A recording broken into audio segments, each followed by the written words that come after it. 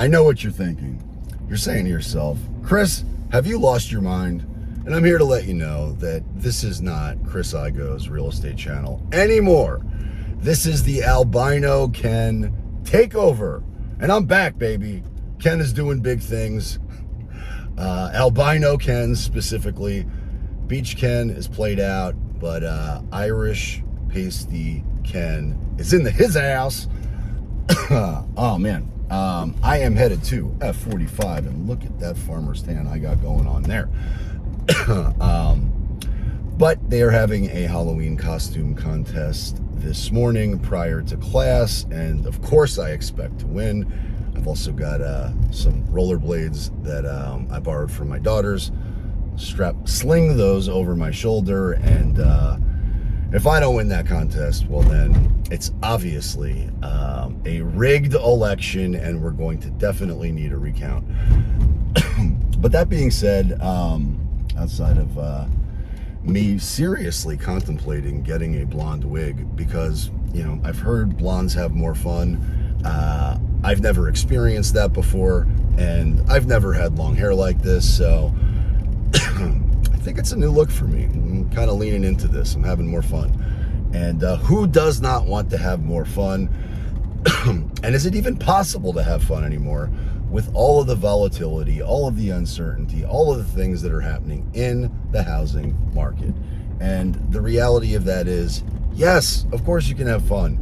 And today I'm going to go into some of the things that have happened this week with clients that I am working with or am one step removed from, because obviously I don't want to publicly disclose anything that is sensitive information that may potentially put somebody else's business in the street. So I sometimes use a little bit of prudence, discretion, and save the anonymity of the people that are involved. But there are a lot of folks out there thinking about selling. There are many investors that I speak to on a regular basis that have become essentially priced out of their investment. So many folks during the COVID craze, when Airbnbs were the the hot thing to do, was the craze of the day. Everybody wanted to be part of the Airbnb rush. Everybody wanted to be an Airbnb investor.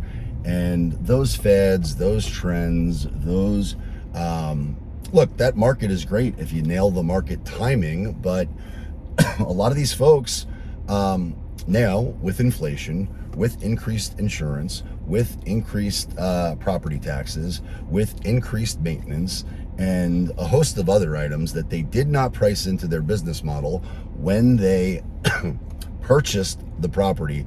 And for those of you who have questioned my dry hacking cough, full disclosure, I'm sick. I got a cold. And I've got some congestion. But the good news is I am not contagious through this platform. That being said, I probably am going to be a super spreader at the gym. So I'm going to be Ken. I'm going to be Albino Ken, the COVID super spreader. But I assume everybody there is healthy because I know them all, and I know that they work out like banshees. So I don't suspect anyone is immune compromised. Nonetheless, I'm not worried about any of that. Neither are they. These investors that I speak to, and it's very interesting because you don't make money when you sell on anything. You make money when you buy. So buying at the right price is critical to any investment. And many of these investors, quasi-investors, wannabe investors, people who followed that trend that weren't fully aware, didn't do their due diligence, never ran the numbers as to what their potential income or risk might be if rents did not continue to appreciate.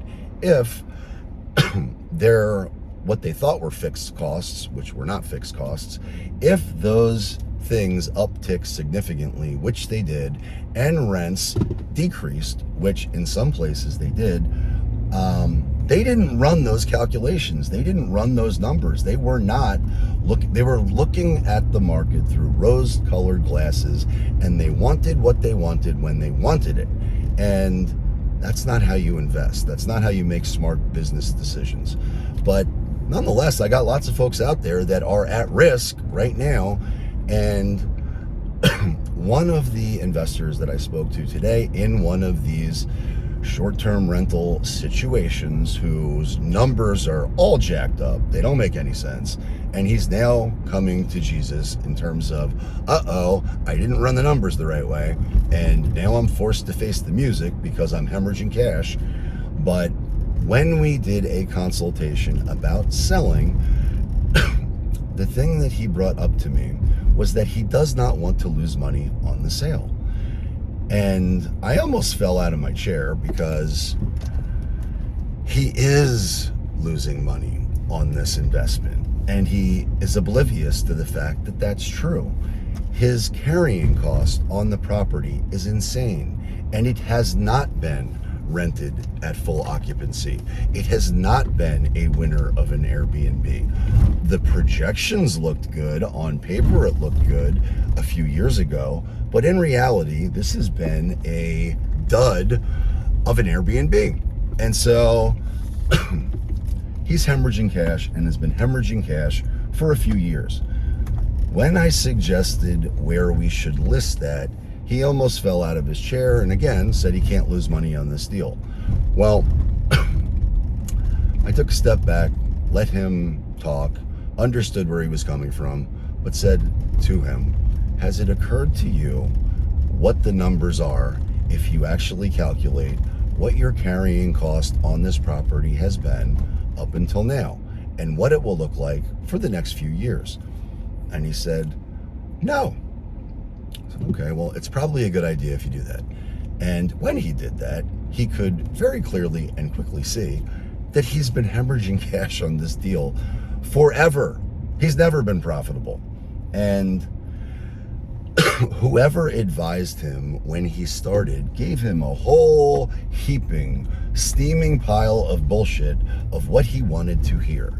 And he doesn't know his numbers. He doesn't know what he must know in order to make a business decision. And when I informed him of the reality of what he will likely get for the home sale, he had sticker shock. He was not happy. Now, the good news is we ended up getting him more than he expected on the sale. But none of that negates the carrying costs and the sunk money and the opportunity cost and all of the cash hemorrhaging that's happened over the last few years. But I share this story because I think there are many folks out there that don't know their numbers. They're blinded by what they think they want in terms of a sale price, but they're not adding in the most important things, which are the cash hemorrhage that's happened. Like, what are your balance sheets? What is your cash flow? What is your rate of return? What is the sunk cost? Where are you at financially on this property? Does it make any sense? And after I went through that in a delicate way so as to not shatter his his fragile mindset at that point, we eventually came to understand and do what must be done to dispose of the property as painlessly as possible with as little loss as possible.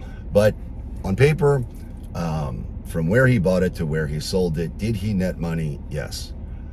But that's not the way to analyze this deal. How much did you lose? What was the opportunity cost? How much cash were you hemorrhaging throughout the holding period of this property in which it was not getting full occupancy, where you weren't getting paid to hold on to this mortgage for the property? So just run the numbers. Does it make sense or not?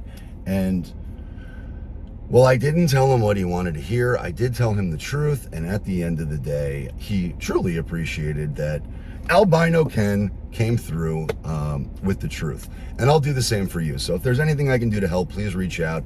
If you or anyone you know is in a non-performing Airbnb or investment property, or even looking to capitalize on the weakness that is coming soon and want to know what the numbers are and want to have an analytical approach to what the numbers are so you can determine the right price to buy, because that's when you make money, when you buy. If I can help with any of that, please reach out, because I would love to. And please check out my next video. I suspect you'll love it a lot. Check me out on Twitter, where I can never be censored. Follow me on OnlyFans, where I go. Oh, not OnlyFans. I'm not. Got confused here. My outfit got carried away. I am not on OnlyFans. Nobody wants to see any more of me than you just have. But check me out on Patreon, where I go off. And until next time, peace.